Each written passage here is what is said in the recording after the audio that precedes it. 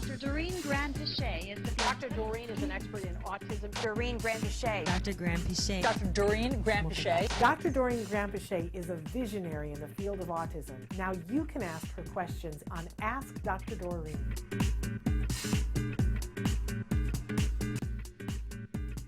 Our first question this morning comes to us from a BCBA who says, I frequently watch your show. I was listening to Dr. Doreen speak on the June 9th show regarding the possible link between toxins, the redox reaction, and autism.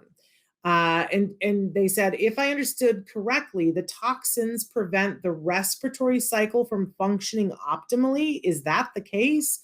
If that is the case, would a hyperbaric chamber be an effective method to assist individuals on the spectrum?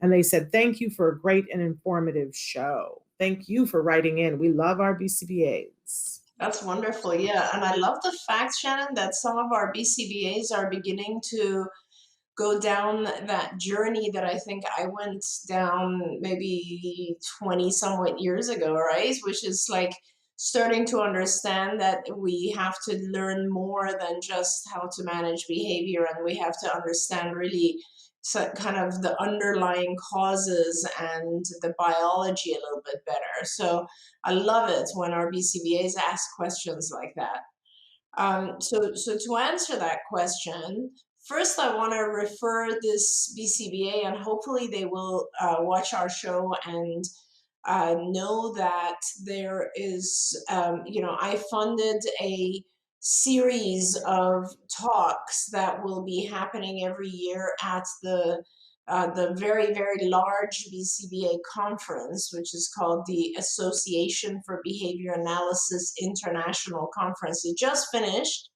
It's always on Memorial Day weekend.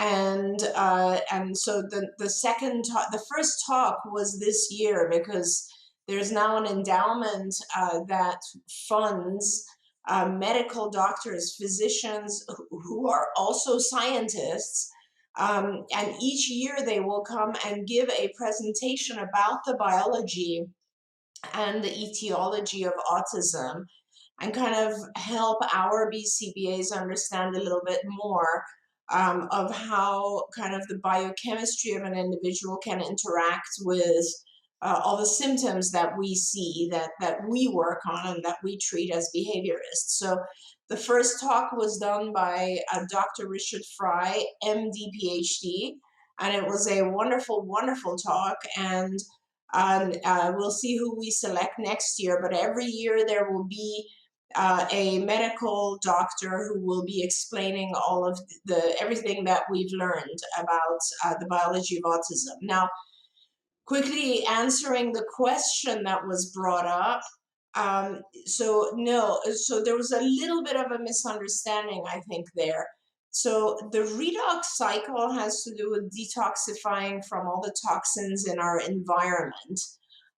When we are not able to detoxify as fast as we are exposed to toxins, then our entire existence becomes a little bit too overloaded with toxicity.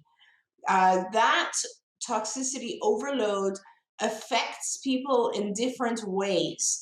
The primary way that it affects us is that our body continues to work to detoxify, and therefore it strains the immune system. And that's very, very important, because toxicity, and when we're not able to detoxify, causes inflammation all over the body. And that inflammation, especially when it's in the gastrointestinal tract, will very seriously prevent the immune system from working the way that it should, because most of our immune functioning is in the gastrointestinal tract. It'll, of course, cause other issues as well. And as we know, many of our children struggle with GI inflammation, gastrointestinal inflammation, right? They have a lot of issues with diarrhea and constipation, and of course, a lot of pain that goes along with that.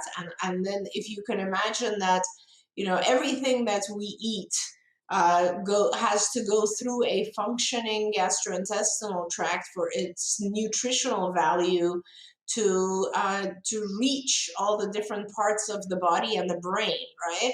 If we're not digesting food properly, then of course it can, all the nutrients are not being received and processed the way that they're intended to be. So it's a pretty complicated process that our children go through, and that is how redox affects us. Now, I think what I was perhaps also referring to was that depending on the age that we are most overloaded with toxins, different aspects of brain functioning will be affected, right? So if it's a very, very early in the life of an infant where they are overloaded with toxins, then obviously the brain development for prior to the age of 1 is very, very different than brain development, let's say, at the age of 5, right? So the growth of nerve cells, neurons, axons, dendrites, all the parts of the nerve cells is going to be affected, and it depends on where in the aging of an individual the most toxicity occurs. It's a little complicated, but hopefully that was an adequate explanation. Now, the question, Shannon, was kind of interesting because I guess the portion that the individual asked about was hyperbaric chambers. I'm not quite sure how the connection was made to hyperbaric chamber, but I do want to say in their thinking, but I do want to say that there was a time, I'd say, when was that? About maybe 15 years ago. I mean, time goes by so fast now, 10 or 15 years ago, where hyperbaric chambers were very popular. And the concept, theoretically, the concept was kind of interesting because the idea was that with a hyperbaric chamber, inflammation in the GI tract could be reduced. And if inflammation was reduced, then this might result in processing of food in a better way. There were also parents were paying tons and tons of money to go through hyperbaric dives. That's how they're called. So, and I was hearing from families that they really felt there was a significant change in their children, some families. So at CARD, we decided to run 2 studies, which I have to say were extremely expensive. I'm very glad that we were able at that time to afford this and do this study. We actually got 20 hyperbaric chambers across our sites. We did 2 sets of studies, to be honest with you. We did one in our Texas sites where we looked at individuals one by one very, very carefully. And we did another study in California where we had 20 chambers across our clinics. And we had children taking the recommended dosage of dives, in other words, going into the chamber and receiving hyperbaric oxygen. And for, I don't remember the duration, but whatever the recommended duration was, which I think was something like 40 hours, 30 hours, I honestly don't remember now. But we did what was recommended by the physicians who were recommending HBOT treatment, hyperbaric oxygen treatment. And we had control groups who actually went into the chamber, and the chamber was inflated, but no oxygen or pressure was given. And then we had the experimental group where children actually went in and received the appropriate amount of oxygen. And I have to say, I went into it being hopeful because there were parents saying that this is something effective for their children. But unfortunately, at the end of the day, we found absolutely no difference between the children who had received the HBAR treatment and those who had not. In fact, we measured across so many different areas, like I can't even tell you, everything from memory to attention to speech to social behavior. I mean, we measured everything before and after, and there was absolutely no change. There was a change because we had our therapists also going in with the children to keep them occupied for the duration of, I think it was 30-minute sessions. And the only change that was evident was some of the therapists reported their own skin had improved. Now, hyperbaric oxygen is actually very good for acne and that type of thing. So that was the only finding. And so we published both of those studies. And several of the medical conferences who were at that time promoting hyperbaric oxygen stopped promoting it.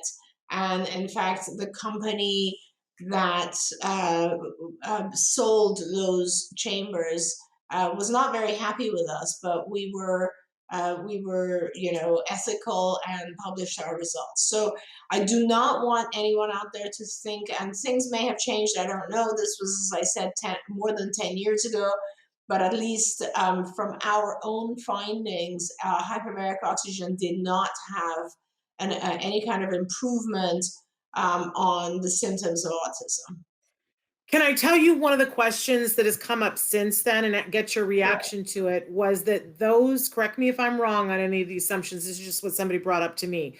When CARD did that study, you were using the soft shell HBOT tanks, which is what most of the parents were being sold, which were pretty expensive, That's but correct. that they were the soft shell. And that I've heard from at least one HBOT person who said, but I wish they'd done it in the hard tank, which those are places that you can only get at a facility. It's way too cost prohibitive for the average person to afford one of those.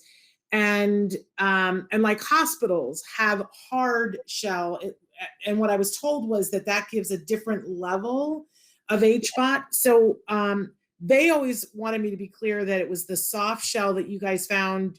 Is that accurate though, from your perspective? That No, that's absolutely correct. And those are the things that are very important. So the soft shells, the reason we used the soft shells were because that was the primary source of hyperbaric oxygen being given in those days.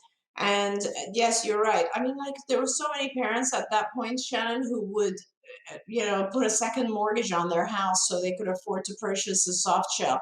These soft shell chambers, which I still actually have one, cost around $20,000, and people were doing everything they could to get one in their own home and use it. And that's why we did it, because it was really kind of, people were under the impression that this is going to be a miracle cure for their child. And I was hopeful that it would, if anything, help the child attend better and therefore would improve our ability to teach the child. Those soft shells, they provide 23% more compressed oxygen. The hard shells are 100% more compressed oxygen. And so there is an absolute difference in the two. The hard shells are several $100,000, and they're only as you said, hospitals or centers that were, because you have to understand that the whole concept of HBOT is because of divers. When divers come up from deep water too fast, they can have what's called the bends, which means that an oxygen bubble can actually go to their brain and kill them. And so when this is happening, divers will often be put in one of those hard shell chambers in order to eliminate the bubble, right? So those are in very specific locations where there's like diving hospitals, you know, those types of things. And there are still hyperbaric centers, I guess. I know there's one in Orange County. There are a lot of centers and people still do take their children there. And there's no harm in it. I mean, the cost of it is a little bit difficult for people, but oxygen, it's not going to harm you to receive oxygen, obviously. And the concept of receiving a lot of oxygen early on, it will help improve growth of nerve cells. No question, oxygen is good for us. So those types of things are absolutely positive. but it isn't. A lot of the claims that were being made then were that, you go in a soft chill and you do 30 dives, or I think 30, 60 dives, something like that, and you've lost all the symptoms of autism, and that just wasn't true. Thanks for watching Autism Live.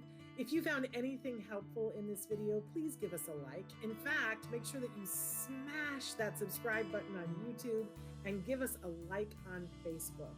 You can also follow us on Twitter and Instagram for important updates. And please download our free podcast wherever you get your podcasts. See you next time. Until then, give your kiddos a hug from me and one for you too. Bye-bye for now.